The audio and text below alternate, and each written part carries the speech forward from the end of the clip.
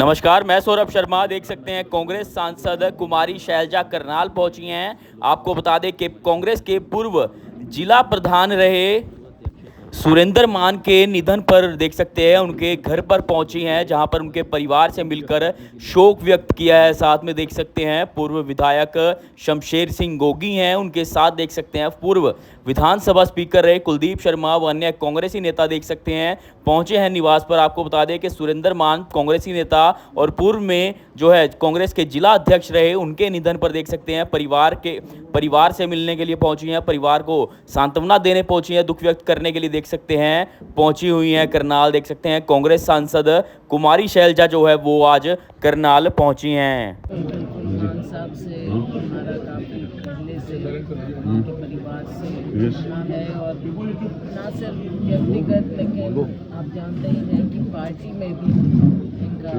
बहुत बड़ा योगदान भी रहा पहले से ही। और आपके कांग्रेसी रहे सबको, जितने भी आप देख रहे हैं इतने लोग आए हुए हैं, साथ आए हैं। हम अपने समय में व्यक्तिगत रूप में खुद पर्सनली नहीं आ पाए, परिवार में थोड़ी सी ऐसी बात थी, लेकिन जैसे ही मौका मिला मैं आकर इनके साथ इनके दुख में, इनके शोक में शामिल होती हूँ और हमारे सभी साथी शामिल के साथ आनंद परिवार को। स्पेशल एक सत्र बुलाया जा रहा है निंदा प्रस्ताव पास करने के लिए महिला आरक्षण संशोधन बिल पर। निंदा तो भाजपा की होनी चाहिए, जो महिलाओं के नाम पर इस प्रकार की राजनीति कर रही है। क्या दिखाना चाहते हैं कि एकदम आप जाग जाओ और महिला आरक्षण की बात करने लगो।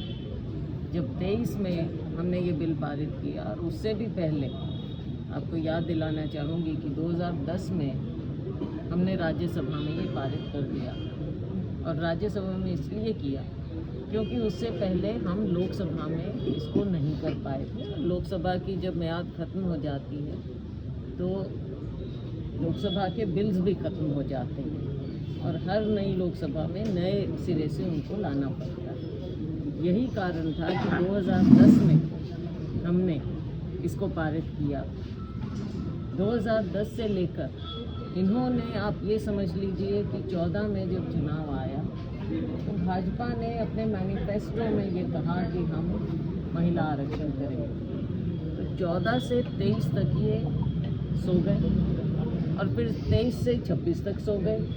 और जब इन्हें राजनीतिक रूप से फ़ायदा उठाना पड़ता है उस समय इन्हें ऐसी चीज़ें याद आ जाती हैं। और अब भी जो ये कर रहे हैं ये केवल और केवल दिखावा है।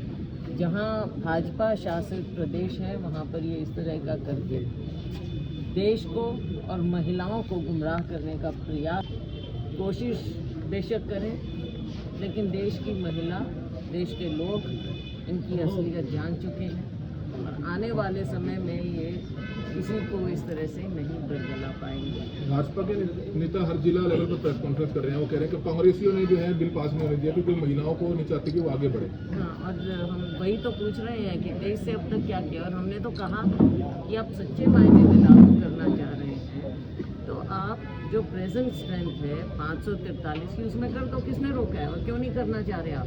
अब ये कहाँ से फॉर्मूला निकाल कर लाए हैं कि पहले हम 50% बढ़ाएंगे, फिर करेंगे डीलिमिटेशन, करेंगे फिर करेंगे। डीलिमिटेशन होता है नए सेंसस के बाद। नया सेंसस ऑलरेडी चल रहा है, शुरू हो चुका है देश में। और आपने खुद फ्लोर ऑफ द हाउस उसी दिन फिर कहा कि हम जातिगत जनगणना कर रहे हैं।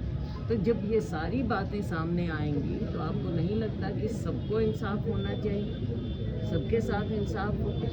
नई जनगणना के बाद ही जो पिछला बिल था, जो पिछला विधेयक बना, उसमें साफ तौर पर कहा गया है कि जो जनगणना हो उसके आधार पर डिलिमिटेशन हो और उसके आधार पर फिर वुमेन्स रिजर्वेशन हो। तो अब तो सारे कानून बने बनाए उनको सबको ख़त्म करना चाह रहे हैं और महिलाओं की आड़ में आप सारा कुछ बदलना चाहते हैं। कि फिर एक वही मिसाल है कि आप हमारे संविधान के साथ खिलवाड़ करना चाहते हैं। मैम, सद्भावना यात्रा चल रही है, शायद राहुल गांधी भी आ सकते हैं। भूपेंद्र सिंह हुड्डा से ये सवाल पूछा गया तो उन्होंने कहा मैं क्यों जाऊंगा, अगर पब्लिक मीटिंग होगी तो मैं जाऊंगा। ये तो बीजेपी ये कांग्रेस की ऑफिशियल यात्रा मैं नहीं क्या है। कह सकती हूँ इसमें, वो तो अपना ओपिनियन है उनका। आपको नहीं लगता कि इसमें आना चाहिए सभी लगना कांग्रेसी चाहिए नेता नहीं लगना चाहिए वो अलग बातें हैं पार्टी के अंदर की, लेकिन अपना ओपिनियन उन्होंने दिया। को? आप उसमें जाएंगे, राहुल गांधी जी आएंगे? अभी आए तो सही।